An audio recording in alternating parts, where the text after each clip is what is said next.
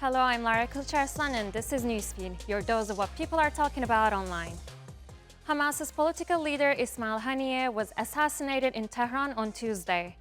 Iranian officials report that Haniyeh was killed when what they described as an airborne guided projectile struck his residence around 2 a.m. local time. This attack follows an earlier strike on Beirut by Israel, which killed Hezbollah commander Fuad Shukr. Tel Aviv alleged that Shukr orchestrated a rocket attack on Saturday that resulted in the deaths of 12 Druze community members in the Israeli-annexed Golan Heights. In response, Israeli Prime Minister Benjamin Netanyahu pledged severe consequences for Hezbollah. Since Hamas's assault in southern Israel in October, Tel Aviv has intensified its focus on the group and its allies. Haniyeh's assassination marks the most significant loss for Hamas since the onset of Israel's conflict with the Palestinian resistance group. This event is likely to strain further already tense relations in the Middle East and has faced widespread condemnation. Turkey calls it heinous, and Russia denounced it as an unacceptable, absolutely political murder. Hamas quickly released a statement in response to the strike in Tehran. Brother, leader, Mujahid Ismail Haniyeh, the head of the movement, died in a Zionist strike on his headquarters in Tehran after he participated in the inauguration of the new Iranian president. From Gaza's Shati camp to Hamas's political bureau, Taibeh looks at Haniyeh's life and times. Born in 1962 at the Shati refugee camp in Gaza, Ismail Abdussalam Ahmed Haniyeh was a Palestinian politician and the political leader of Hamas. Haniyeh studied at the Islamic University of Gaza. While at university in 1983, he joined the Islamic Student Bloc, a precursor to Hamas. 1987 marked the start of the first Palestinian mass uprising against Israeli occupation, known as the First Intifada, which led to the founding of Hamas as an official group. Haniyeh climbed the ranks within the movement as a close aide and assistant to its co-founder Ahmed Yassin. Haniyeh was imprisoned by Israel for 3 years and expelled to Marj al-Zahur on the Lebanese-Palestinian border. In 1997, he was appointed as head of Ahmed Yassin's office. In December 2005, he led the Change and Reform List, which won a majority in the second Palestinian legislative elections of 2006.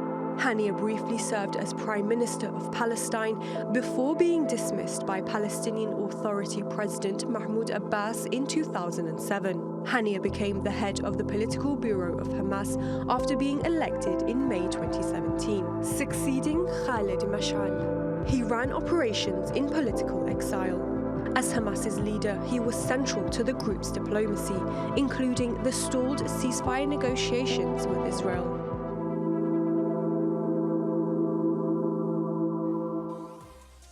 The assassination of Ismail Haniyeh marks a key moment in Israel's long history of targeting the Hamas leadership. With Haniyeh becoming part of this tragic pattern, Sarah has more. In January 1996, Hamas's military leader Yahya Ayash was killed in Beit Lahia, Gaza, by an Israeli operation. Ahmed Yassin, the spiritual leader and co-founder of Hamas, survived several assassination attempts, but was eventually killed in an airstrike in Gaza in 2004. Just a month later, Yassin's successor, Abdulaziz al-Rantisi, was also killed in Gaza City by a missile strike. And earlier this year, Saleh al-Aruri, a senior leader and founding commander of Hamas's military wing, was killed in an Israeli drone strike in Beirut. Haniyeh's assassination has put Iran's security in focus. Adding to the intrigue, the attack coincided with the inauguration of Iran's new president. During his swearing-in, Masoud Pezeshkian criticized Israel sharply, condemning its offensive on the Gaza Strip and stating that the leader of a regime that attacks women and children in Gaza and drops bombs on them should not be praised. It is a big embarrassment for the Iranian government, which has not been able to protect Ismail Haniyeh. And also, it really shows that Israel can reach any targets that it really wants right in the heart of Iran.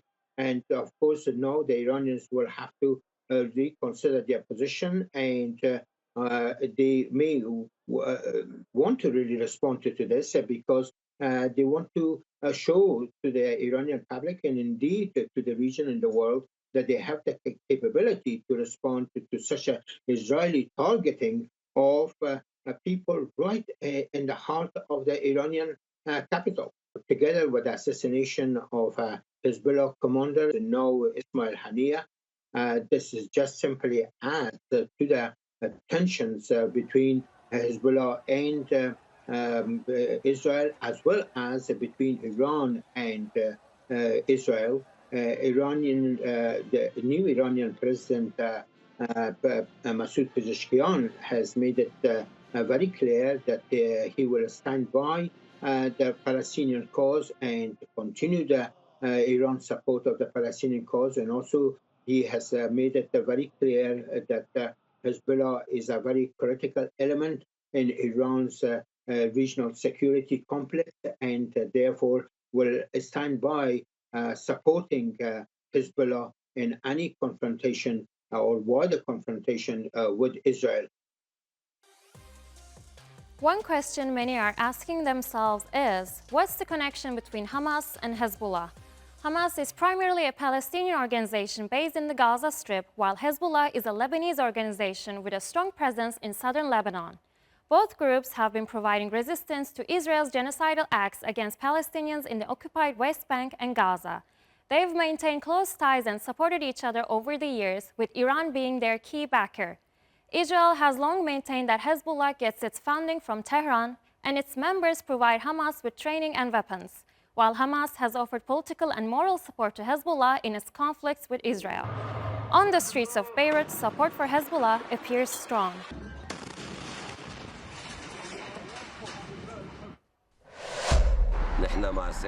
We support Sayyid Hassan Nasrallah until death. It is his decision. We want to fight. Sayyid Hassan must respond. 1, 2, 3 strikes from Israel don't scare us. We are stronger than Israel. They are scared to death. We are not scared. I don't see, like I told you, Lebanon's future in this situation. As long as we are like a post office box. Messages that are sent from here and from there and so on. So you have the Zionist enemy, you have the Iranian influence, you have the Syrian presence in one way or another, and you have Lebanon, which is divided on its own. Even if a united Lebanon could face these elements or face the Zionist enemy, but the country is crumbling and the country is on the floor, the country is on its knees. I felt as though, one, is this the full scale of Israel's retaliation? Was it expected for them to hit Daheh because they consider it a Hezbollah stronghold and not just a residential stronghold in Lebanon? And 2, are we going to be expecting something else? Gangster-style assassinations and extrajudicial executions are a matter of policy in Israel. The bombing of Fuad Shukr in Beirut, followed by the murder of Ismail Haniyeh in Tehran, are specifically designed to inflame the whole region and sabotage any chances of a deal or de-escalation.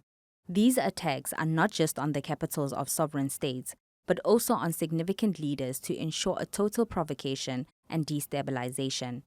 Israel is a rogue state that represents a real and present danger globally.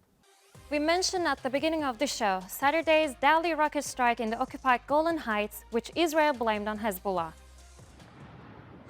The Lebanese group denied responsibility for the attack that killed 12 children and teens from the Druze community. But then Israel targeted the Hezbollah commander who, it said, masterminded the strike and retaliated further by assassinating Hamas's Ismail Haniyeh. Now there are fears within the Druze community and beyond of a new war in the region. Druze attending the funerals of the victims on Saturday protested against the presence of Israeli ministers and blocked them from attending. One demonstrator shouted at far-right finance minister Bezalel Smotrich, "Get out of here, you criminal. We don't want you in the Golan." On Monday, Druze also protested against Israeli Prime Minister Benjamin Netanyahu when he visited the occupied town on Majd al-Shams in the Golan Heights, calling him a murderer. This war is crazy. The nations are tired of it. The leaders are sitting in their offices and places they don't care about anything. The hostages in Gaza, the martyrs, and all innocent people are getting killed all over. Is it my problem if there are troubles between Hezbollah and Israel? Why is the nation made to be a victim? We call for peace. We don't attack anyone, and we don't accept to be attacked from anyone. Maintaining regional stability will be challenging in the wake of Haniyeh's assassination. Tributes and condolences have been pouring in for Haniyeh, who was seen as a moderate in the Hamas leadership. Haniyeh's daughter-in-law, Inas, paid her respects in a tearful video recorded in Gaza City on Wednesday. بقلوب راضية بقضاء الله وقدره. أنعي رجل تضج الأرض والسماء بطيب ذكره. رجل غني عن التعريف. أنعي عمي وحبيبي وأبي وتاج رأسي وقرة عيني العم أبو العبد هنية ليلتحق بركب المجاهدين والصادقين والميامين، ليلتحق بركب أبنائي وبركب هذه الدماء الزكية، الشهيد البطل القائد العظيم الجليل. لا نقول إلا ما يرضي الله.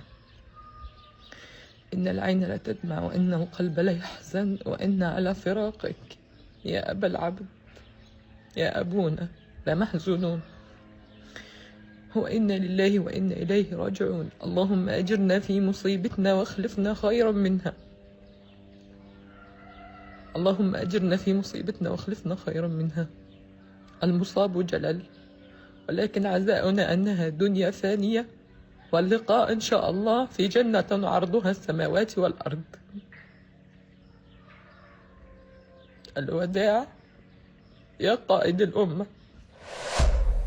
Just weeks ago, Inas lost her husband and several other family members in Israeli strikes.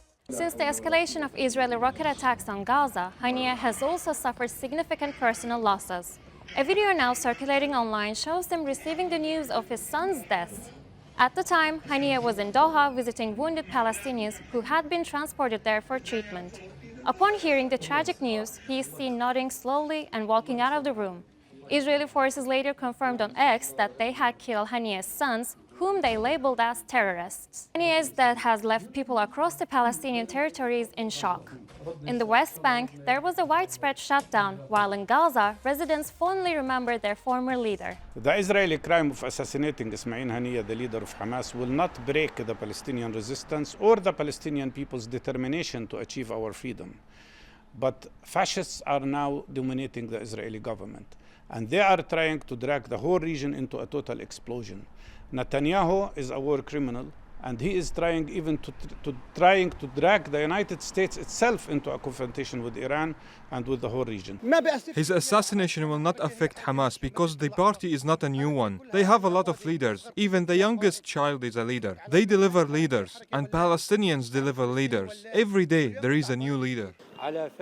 We woke up this morning to a tragedy that befell the Palestinian people. They have assassinated many leaders in the past, like Sheikh Ahmed Yassin and others. But this will not affect our steadfastness, will not affect our pride, and they will not affect even any Palestinian child. We will remain steadfast here until our freedom is achieved. What a loss. He lost his children, he lost himself and his home. He was also lost.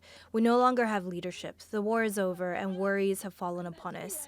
It would be better if we die during this war after losing you, Abu Abed.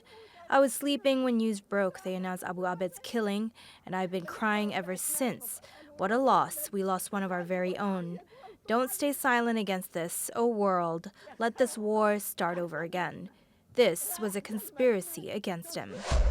And that's our show. Find our latest stuff on YouTube and do subscribe to our channel. See you soon.